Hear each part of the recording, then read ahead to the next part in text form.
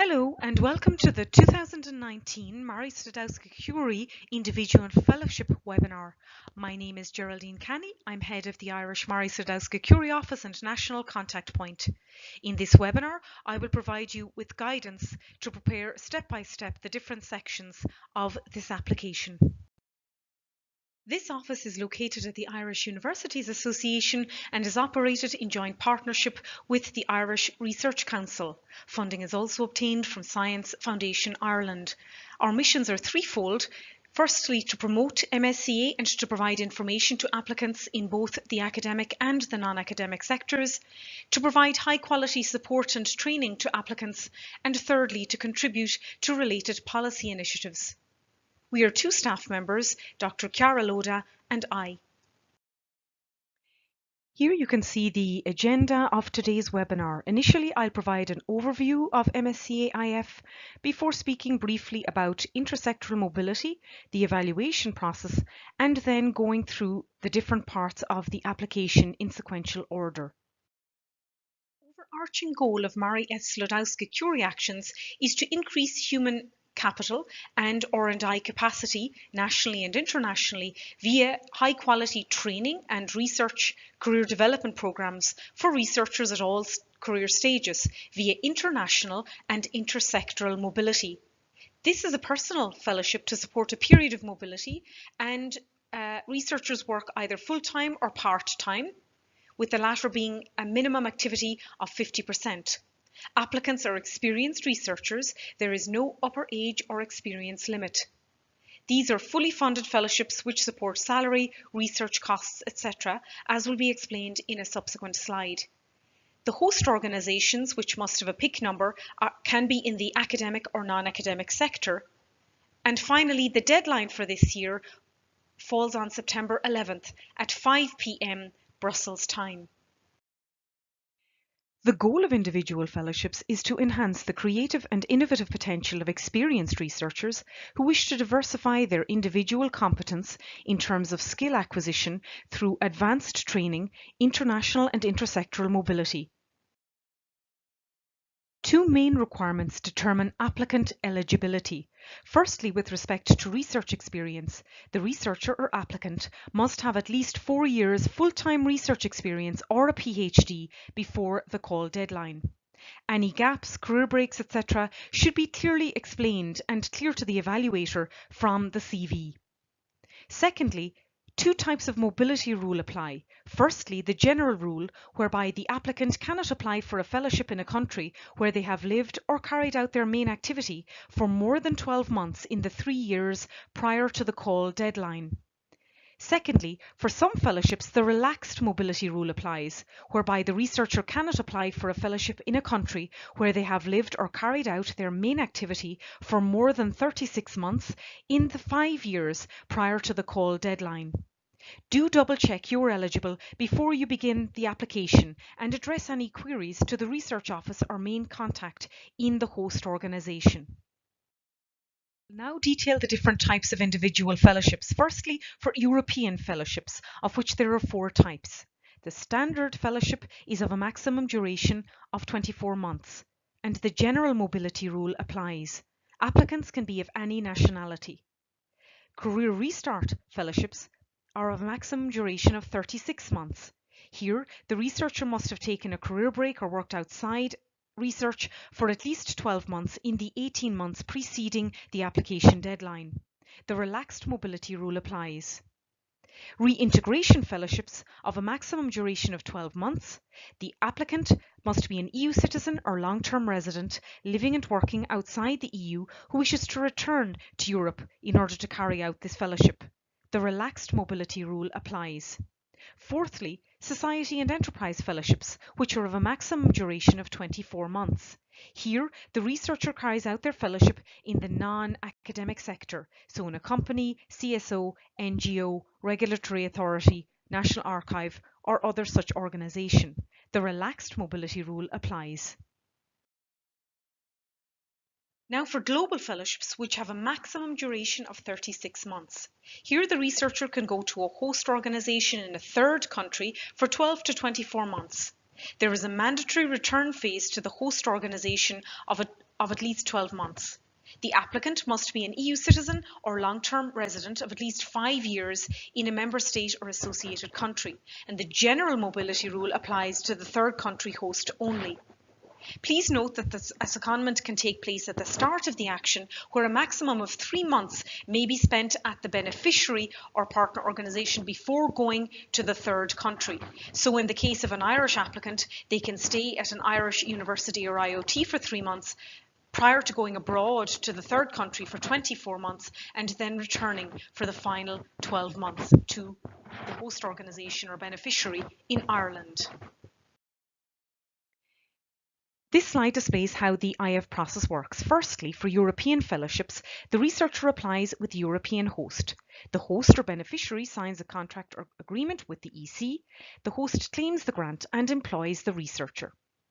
Secondly, for global fellowships, here the researcher applies with the European host, supported by the non-European host where they go on the outgoing phase.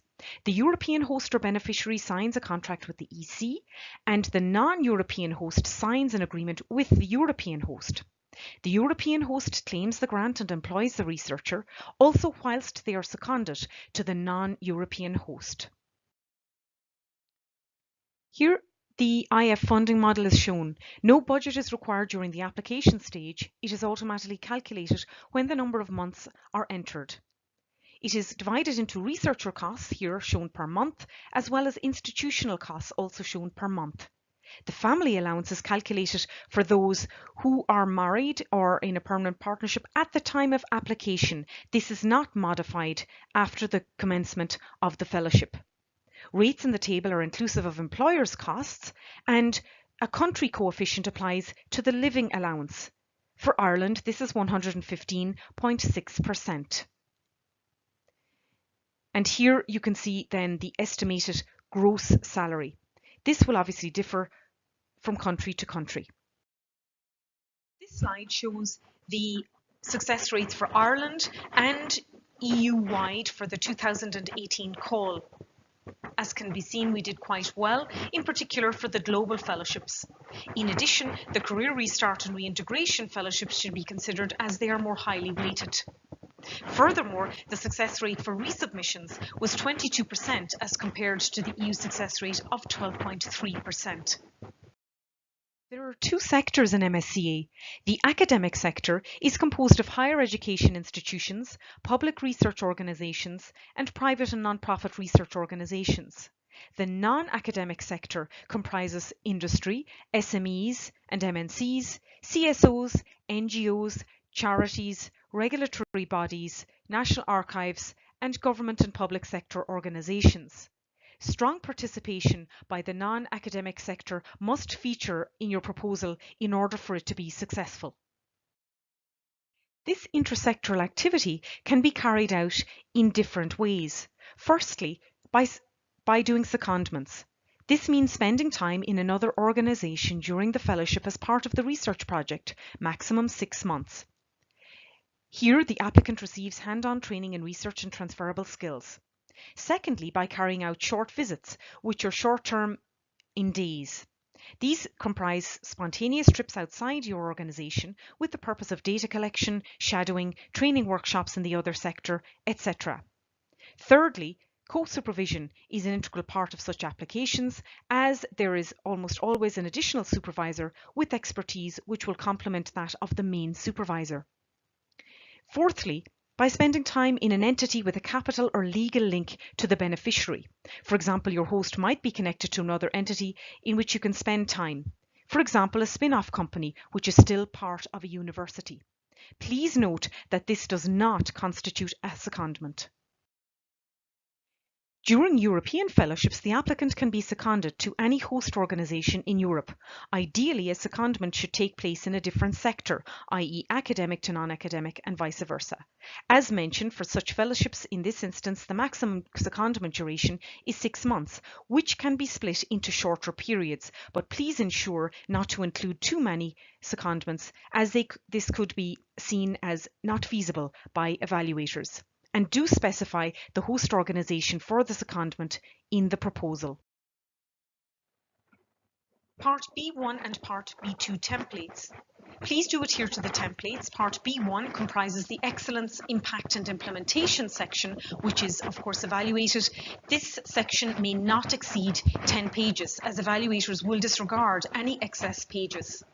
For template B2, there is no page limit. This comprises the CV of the experienced researcher, which may not exceed 5 pages, as well as the capacity of the participating organisations. 1 page for the overview and 1 page for each participating organisation. Ethical aspects are set out in section 6, and the letters of commitment must be included for global fellowships only. For those resubmitting, please note that all the headings are the same as last year. In submitting, applicants must choose one of the 8 scientific areas shown here, as well as 3 to 5 descriptors or keywords, a list of which can be found in Annex 4 of the Guide for Applicants. These should be selected carefully in order of importance. This is done to ensure the most appropriate experts for the proposal evaluation. This slide depicts the evaluation process. So after the deadline, the admissibility and eligibility criteria is checked by REA staff. Eligible proposals are then assigned to evaluators, generally 3 per proposal. Evaluation by the 3 evaluators takes place in an individual and independent manner, remotely. The consensus phase is where the 3 evaluators discuss the proposal and arrive at a conclusion, which is compiled in the Evaluation Summary Report, or ESR. The consensus score determines the ranking list. Vice chairs discuss proposals with a similar score using ESR comments and oversee the process to ensure it's carried out correctly. Proposals likely to be funded are subject to an ethics screening, and all applicants receive the ESR of their proposal. The results will be announced at the end of January or in early February next year. Here you can see the proposal criteria used by evaluators. They score each subheading individually. Therefore, in order to be successful in the application, all subheadings must be addressed. The criterion scoring method is shown here, ranging from 0 to 5 being excellent. In order to be successful, an average score of approximately 4.7 is necessary in all 3 areas: excellence, impact and implementation. The evaluation criteria, as I just mentioned, and their weighting of 50% for excellence, 30% for impact and 20% for implementation are shown here. In order to be further discussed, the threshold reached must be 70%. However, as you will see in the following slide, in order to be successful, a far higher score is necessary. The suggested length for each sections then are 5 pages for excellence, 2 pages for impact and 3 pages for implementation. These again are suggestions, but the 10-page limit must not be exceeded.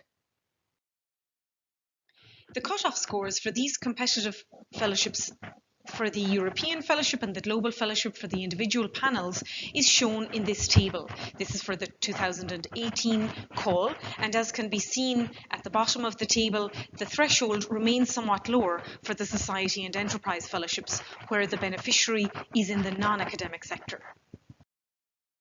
Here are some general tips for proposal writing. A self-explanatory title and a memorable acronym should be used. For resubmissions, do not just use the evaluation summary report. Your new proposal will not be evaluated by the same evaluators last year. Evaluators will have access to the ESR after they have marked your current application. Be aware of the overall weighting of each criterion. You need to score well in all sections in order to be funded. Use the template provided in order to use the exact subheadings. Please do not change these as they match the evaluation template. Put the proposal acronym in the header and put page numbers, format X of Y, in the footer. Layout is of critical importance. Use charts, diagrams, text boxes, figures where you can in order to explain aspects of the project, as this also saves space.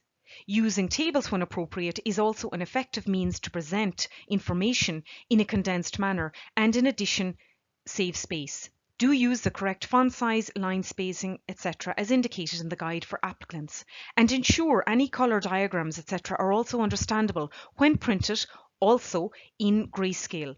Use highlighting where appropriate. For example, bold can be used very effectively, but do not overuse this. Also, use literature reference in the footnotes, and the font size here should be 8 or 9, minimum 8. With respect to language, it is advisable to avoid jargon. The evaluators may well not be experts in your research area, so do make it accessible and clear.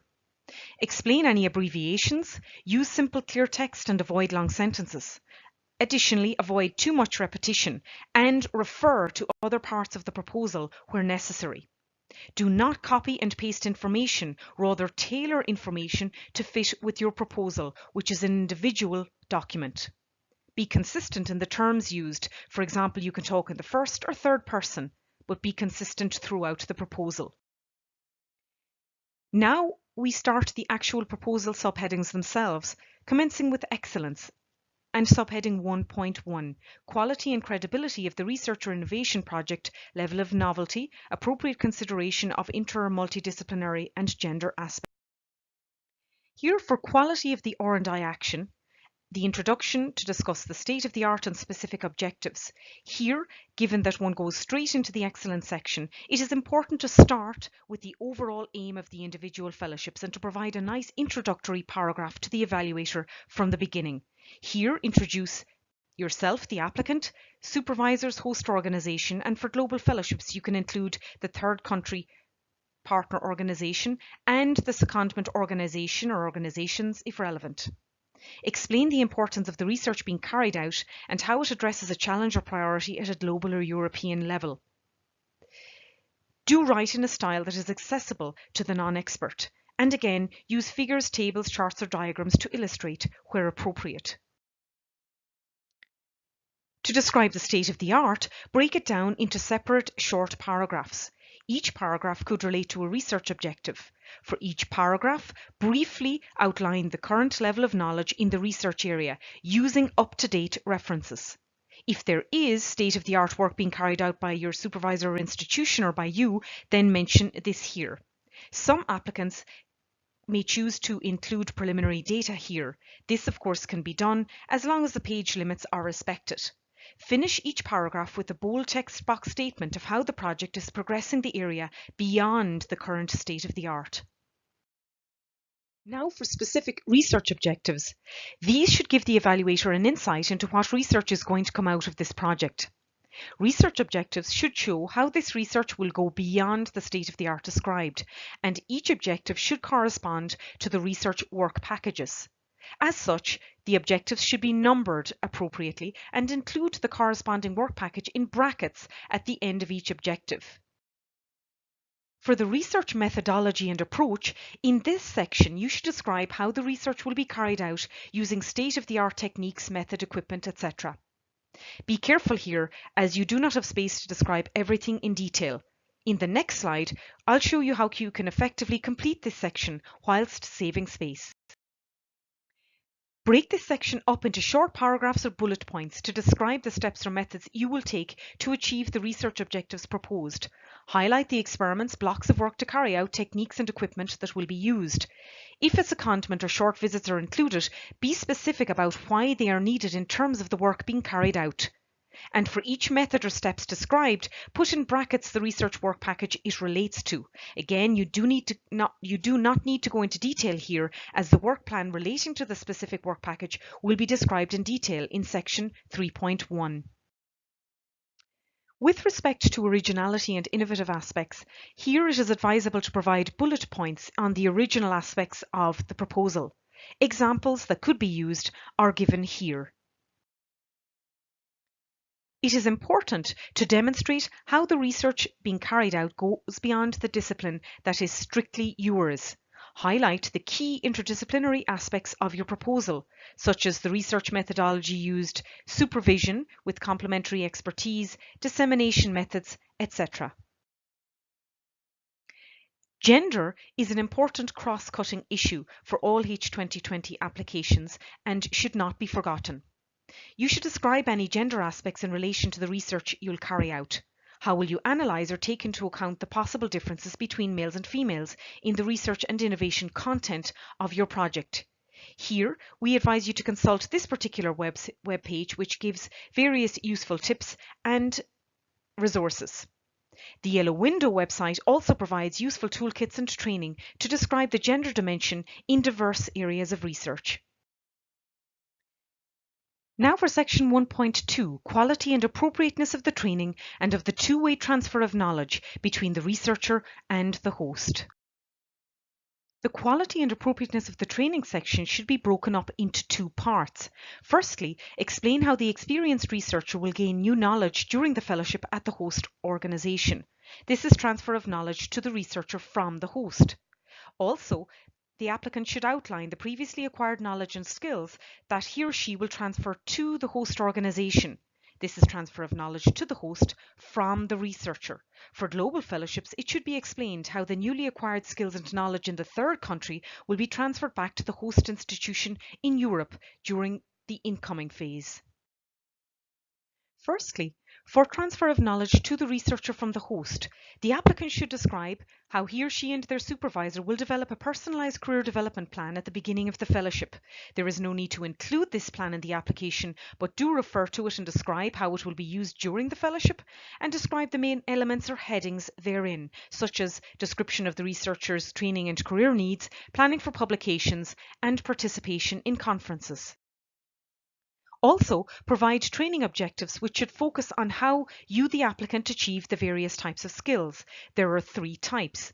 Core research skills are skills relating directly to your research project. Advanced research skills are research skills that will advance your competencies in the research areas, for example, using a specific state-of-the-art piece of equipment. Transferable and complementary skills are the skills you acquire and transfer to future employment settings. Examples of transferable skills and of advanced research skills that you could use in the writing of your application are shown here. The Vitae Researcher Development Framework available at this link is also a useful resource to identify transferable skills and complementary skills. Now, continuing the transfer of knowledge to the researcher from the host, describe the plan on how you will achieve the skills above. For example, training through research, hands-on training activities for developing scientific and transferable skills, training resources at the host and on the job, as well as intersectoral or interdisciplinary transfer of knowledge. Training through research. Here describe how working on your individual research project and with your supervisor and the rest of the research team will enable you to develop core research skills. With respect to training resources for advanced research and transferable skills, your host organisation, secondment organisation and host organisation in a third country for global fellowships should provide you with details on training that can be utilised. For example, induction programs, staff development programs, training courses, workshops, online courses, etc. The more detail you can provide on the different structured training opportunities, the better with respect to location, course content, date, duration, etc. Tables can be used effectively here in order to save space. With respect to on-the-job scientific and transferable skills, you should describe how you will develop skills throughout the project, such as dealing with IP issues, communication and dissemination, etc. Describe who else in the host will support you during the fellowship with these issues. The finance team, technology transfer office, research office, a communication and outreach officer, for example. Also, mention networking skills through working with various members of the institution and external networking or collaborations. If you will go on a secondment or secondments, remind the evaluator about it and why and when these will happen. Also specify what additional knowledge you will gain as a result of the secondment. If you will go on short visits, provide details on other opportunities for exposure to sectors such as industry, charity, National Archive, etc., where you will gain additional skills and knowledge. Now for the second aspect, transfer of knowledge to the host from you, the applicant. Explain what knowledge will be transferred to the host. What are your current expertise, skills, state-of-the-art techniques that could be applied to research in your host organisation? What is the knowledge that you could give them to address current gaps in their knowledge. Existing collaborations or networks that you have from your past work can also be leveraged here. Continuing here, how will you transfer this knowledge to the host? What specific measures will you use to embed this knowledge there and further afield? Examples include mentoring students, delivering workshops, and building collaborations between your host and your past collaborators. For global fellowships, explain how the newly acquired skills and knowledge in the third country will be transferred back to the host institution in Europe. Here, a table such as that shown can be used as it will save space. Using the table, you can list knowledge to be transferred, the audience and the host, how it will be transferred, as well as the benefit to the host. Now I will go through quality of the supervision and of the integration in the team institution, subheading 1.3. This section should be broken up into two headings. Discuss the qualifications of the experience of the supervisor or supervisors, and secondly, discuss the hosting arrangements. For global fellowships, both phases should be described. Firstly, discuss the qualifications and experience of the supervisors. Your supervisory committee composition should be described. It is important that this is clear to the evaluator. For European fellowships, your primary supervisor would typically be in the beneficiary, and the co-supervisor could also be a member of the same team or within the same host. If you are doing a secondment, you must have a supervisor for this period also. For a global fellowship, you will have the supervisor in both your European host beneficiary and in your third country host. Here, provide a few sentences on your supervisor or supervisors and their key achievements in the area of research. For example, number of years experience in the field, awards they have won, projects they have coordinated, etc. You must keep the information concise, and a table such as this shown below can be nicely used to highlight the relevant metrics. Also, the complementary skills of a primary supervisor and secondment supervisor can be nicely highlighted in this way. At this point, you should also explain the role of the supervisors in the fellowship, for example, monitoring research progress and assistance with your career development plan. Mention that this document will be reviewed every 6 months with all supervisors involved. Simply refer back to section 1.2 where you have initially described the PCDB. Explain the meeting schedule for progress. For example, in the same institution, you'll have weekly meetings, open door policy, and for co-supervisors or supervisors located abroad, Skype meetings can be held. With respect to describing the hosting arrangements, it's important to note that these refer to the integration of the researcher to their new environment. It does not refer to the infrastructure of the host. Mention briefly here, only briefly, as you will be describing in more detail in section 3.3, whether the host organisation has policies for the integration of researchers. If it has endorsed the Charter and Code, do include this in section 3.4. If the organisation has been awarded the HR Excellence in Research logo, and many Irish HEIs are awardees, do mention this, as well as any other relevant employee and recruitment policies. Now describe the research group or environment as a whole, the various disciplines of research, the opportunities to collaborate during the fellowship, the number of people in the group, the technical support, etc. For example, it should be kept in mind that if your project is ambitious in nature, the fact that you're outlining what areas with which you will receive technical support is important in order for it to be clear to evaluators that the project is feasible. Explain clearly how you will be integrated into this research group or environment and the wider host institutions by internal meetings, induction days, social activities. Refer back to training courses that are offered. Do not detail them again. Explain the international networking opportunities offered by the host. For the secondment host, mention here also how you will be integrated, and do not forget this aspect. As previously mentioned, for global fellowships, the hosting arrangements for both phases should be described, both for the outgoing phase and the incoming phase, where in the latter case, the measures planned for the successful reintegration of the researcher are important to mention. The final part of the excellence section is entitled Potential of the Researcher to Reach or Reinforce Professional Maturity or Independence During the Fellowship, 1.4. Here you should provide an introduction to your career goals. Tell your story to date and what led you to this point in your career. This is an important part of the evaluation where the evaluator can relate and understand you, so keep them interested. Choose the key highlights from your CV in section 4 to show the evaluator your abilities, research achievements, awards received, key conferences, etc. Your CV will not be evaluated, but the information in it will be checked for consistency with the information provided here in this section 1.4. Demonstrate how you have key transferable skills, and at the end of this section, remind the evaluator why you are the best person to do this fellowship to achieve the research results and reach your career goals. As mentioned, your CV will be reviewed to confirm information given in 1.4. Use all the 5 pages and do not exceed them. Describe your 3 major research achievements, for example, giving them 1 paragraph each. You do need an excellent track record appropriate to your career stage, discipline and sector. You will not be compared with others who have more experience than you. Include academic and non-academic relevant experience here, for example, publications, conference participation, granted patents, etc. Include bibliographic information where useful for publications, including impact factor, number of citations and journal rankings in the field.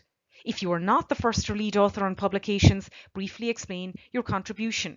And do include all relevant experience here. Think beyond the academic environment and include teaching, reviewing, consultancy, supervision, event organisation, public outreach and communication, etc.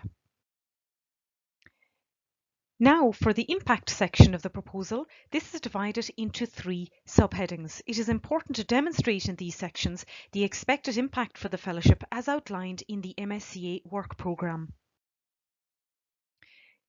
These expected impacts at a researcher level, at an organisation level and at a system level are shown here. You should familiarise yourself with these and try to apply them in the writing of your proposal. Section 2.1, Enhancing the future career prospects of the researcher after the fellowship. The expected impacts are shown here in red. So show how the skills or experience improves your employability.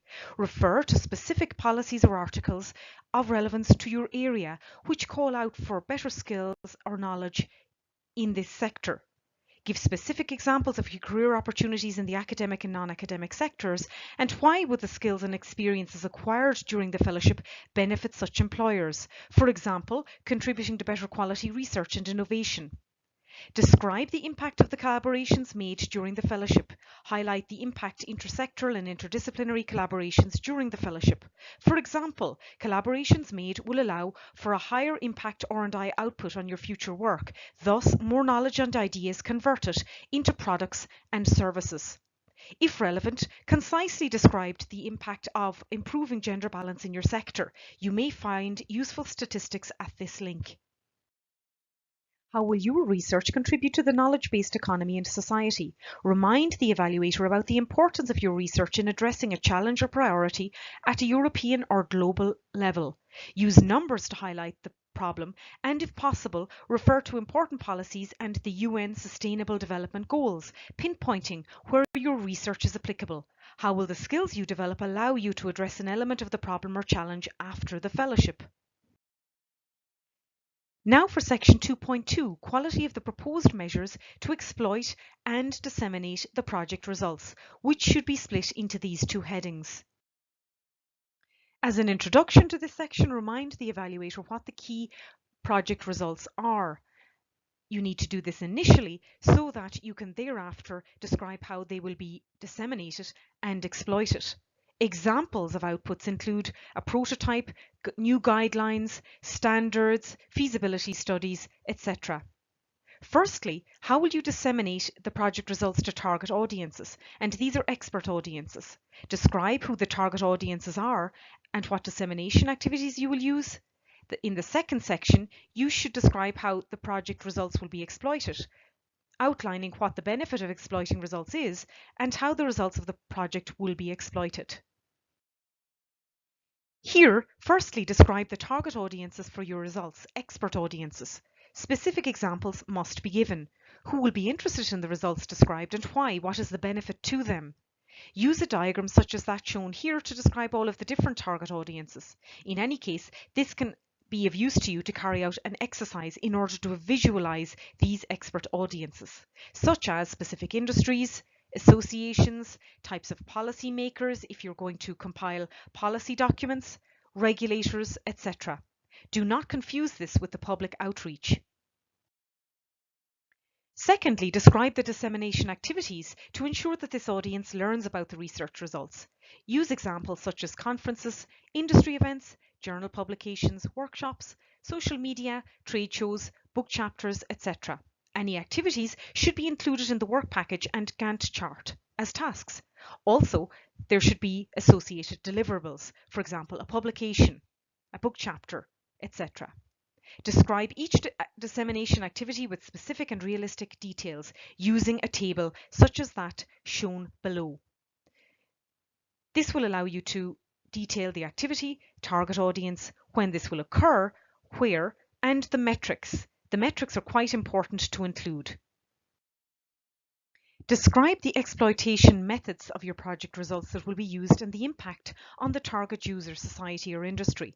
Examples of exploitation methods are shown in this table. For example, collaborative research. The results will be used for building or contributing to collaborative research projects. Product development, contributing to a product, process, technique, design, etc. Standardization activities are emphasized as important by the EC. In this case, you could detail that results would be used to develop new standardization activities or contribute to ongoing work. Spin-offs are another such example. If an exploitation method entails intellectual property or commercial potential, be sure to mention from whom you will seek advice in the institution on these matters, typically the Technology Transfer Office. Refer to and ensure to detail that you will comply with the MSCA rules for IP. Read the IP management in Horizon 2020 for the MSCA, available at this link. For global fellowships, describe how you have decided to allocate IP between the two hosts. The rules for this are simplified, and it is important to discuss and outline these plans in advance. Now for section 2.3, quality of the proposed measures to communicate the project activities to different target audiences. Now describe the target audiences for the communication of the project activities during the lifetime of the project from beginning to end. These should be non-expert audiences, and again you can use a diagram to outline these as shown on the right. Such audiences include primary or secondary schools, the general public, community groups or charities, patient groups, end users, etc. What are the key messages you're trying to get across to the different audiences? How does the actions work relate to our everyday lives? Why does the target audience need to know about the action? Is your research output going to encourage a career in research? How will you increase the gender balance in certain areas? If so, please do communicate such unique aspects of the project. A table can be effectively used to outline your communication activities plan, such as that shown here, detailing for each one how it will be done, the target audience, where it will take place, when, approximate timing, which can then also be included in the Gantt chart if appropriate, as well as the appropriate metrics. The implementation section, important to get right, is divided into 3 subheadings. Firstly, 3.1, coherence and effectiveness of the work plan, including appropriateness of the allocation of tasks and resources. This section has 3 parts. Firstly, use work package tables such as those shown here. This is an example given to aid you and is not provided within the template. Secondly, provide a block of text detailing the appropriateness of your tasks. And thirdly, include a Gantt chart, which counts as part of the 10-page limit. A Gantt chart example is included within the template, and we recommend you use this. Firstly, for the work package tables, there should be a maximum of 6 work packages, of which 2 to 3 should be devoted to research work packages. These can run sequentially or concurrently and can be interconnected. Do ensure they're in line with the details provided in 1.1 research methodology, and that the numbering is consistent. A work package for management is usually used, entailing meetings with supervisors and standard reporting, etc. A work package for training and transfer of knowledge is used to delineate the tasks or events which should match the details provided in section 1.2. It is also, if space is very limiting, possible to have one work package for management and training. Finally, a work package devoted to dissemination and exploitation, communication and public engagement. The tasks and events and deliverables here should match the details provided in sections 2.2 and 2.3. Use a work package table such as that shown here. The work package number with the start month and the end month. You do not need to give the exact date, but just the estimated month number. The secondment or TC host remind the evaluator where time outside the main host will be spent. With respect to the work package title, use a title of a few words. Keep this concise.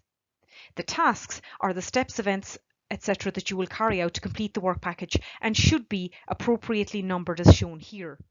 The deliverables constitute distinct outputs of the work package, such as reports, conference proceedings, data analysis, documents, prototypes, software, etc. There could be different versions of deliverables. For example, the career development plan is modified every 6 months, and this can be shown as a deliverable at the appropriate time point. Milestones, numbered as shown here, are control points to help with progress and allow moving on to the next stage of the project. For example, completion of data analysis, development of career development plans, etc. In the interest of space, you might only consider including deliverables and milestones in the Gantt chart. With respect to the short text now, outlining the appropriateness of your tasks, at this point you must keep it very concise. Use bullet points if possible. Refer to your tasks in the work package tables in the section beforehand. Describe how the work packages, their timing and the workload make sense so that the evaluators can see that the project is feasible. Explain why the length of the fellowship, the number of person months is appropriate to complete all the work foreseen in the work packages, and aim to highlight here the strengths and feasibility. Thirdly, for the Gantt chart, use the style Gantt chart shown below as provided in the template. Adapt as needed according to the activity you have proposed in your work packages. Remove any columns that refer a duration longer than that of your proposal, and add as much detail as needed for your proposal, ensuring that it is nonetheless legible when printed out for the ease of the evaluators. Now for section 3.2, appropriateness of the management structure and procedures, including risk management. Clearly show that you're addressing everything asked for by providing the 3 bold headings as shown here. You must be concise at this point. Provide a diagram showing the management structure. The supervisors and the researchers are the main managers, assisted by the host organisation structures. For example, a communication and outreach officer, the TTO, etc. Secondly, progress monitoring. Explain how the research, training and career planning will be monitored. Refer back to section 1.2 as you do not have much space to detail this here. How will supervisors support the project progress? Explain the meeting schedule. Thirdly, risks and contingency plans. Here you should use a table. Identify specific risks, research risks and management risks that could delay the progress of the deliverables, such as a delayed start, equipment failure, etc., and contingency plans. It is important not to forget this aspect, as applications are frequently critiqued for not appropriately identifying risks and relevant contingency plans. If an entity with a legal or capital link is involved, please name it here, as well as support services provided by the host institution. List these as shown below in a table, describing how the host provides an excellent environment for hosting and supporting. So break this table down into the different support services, such as HR services, the TTO, who will support you with exploitation aspects, and your access, if relevant. Finally, section 3.3, appropriateness of the institutional environment and infrastructure. At this point, you will have very little space left, so you must be concise. This section should read like the conclusion of what has been described previously. Remind the evaluator about the contribution and commitment of the main host, the secondment host and/or the third country host to the various activities in the project. With respect to research activities, referring back to the research methodology and state of the art in the excellence section. Reminding the evaluator that the host is an expert in the area. With respect to the integration of the researcher to the team, referring back to section 1.3. Also, you can refer to host services described in section 3.2. Refer to the excellent supervision again, as was detailed in section 1.3, and highlight the opportunity to receive further training in research skills and transferable skills as outlined previously in section 1.2. A table can be provided listing the key infrastructure necessary to complete the research and training activities. Do not explain the infrastructure here as you do not have sufficient space. Research or technical infrastructure includes equipment, labs, software, technology, etc. And administrative infrastructure comprises staff training resources, library use, access to the finance office, research office, etc. Now we move to part B2, which comprises the CV of the experienced researcher that we have previously explained, the capacity of the participating organisations. Section 6 comprises ethical issues, and 7, the letter of commitment, only necessary for global fellowships. Here a list of the participating organisations of one page is provided. One page for each organisation must be provided for the beneficiary and for any partner organisations. As you can see, the information must be kept concise, and it is important that the capacity, both with respect to past experience and how they can accommodate you and provide appropriate premises for you, etc., must be clear. Please contact your research office in the host organisation in advance so that this information can be provided to you. Now for the ethics section. Do read Part B2 Section 6 as ample information is provided. The ethics table is in the administrative forms Part A. You must complete this table, and if you indicate that there are any ethics issues applicable to your project, you must in this section describe how the proposal meets the EU and national legal and ethics requirements of the country or countries where the task raising these issues is to be carried out. You must also explain in detail how you intend to address the ethical issues flagged. In Section 7, a letter of commitment is required only for global fellowship applications. Proposals which fail to include this letter will be declared inadmissible. The minimum requirements for this letter include heading or a stamp from the institution signed by a person of the appropriate rank. The letter must be up to date, and letters used for previous submissions should not be used. The text must demonstrate the will to actively participate in the identified proposed action and the precise role that will be played. Please note that no template for this letter is provided, only general indications. The EC will award a seal of excellence to any fellowship applicant scoring 85% or higher. This seal does not guarantee funding by any Irish funding body, but we do encourage you to include it in your CV on subsequent funding applications. The timeline involved is depicted in this slide. The call opened on April 11th, and now applicants and supervisors should be collaborating to write between now and the September 11th deadline. The results will be announced at the end of January or in early February next year, with the earliest starting date, if successful, in agreement with the project officer at REA after that.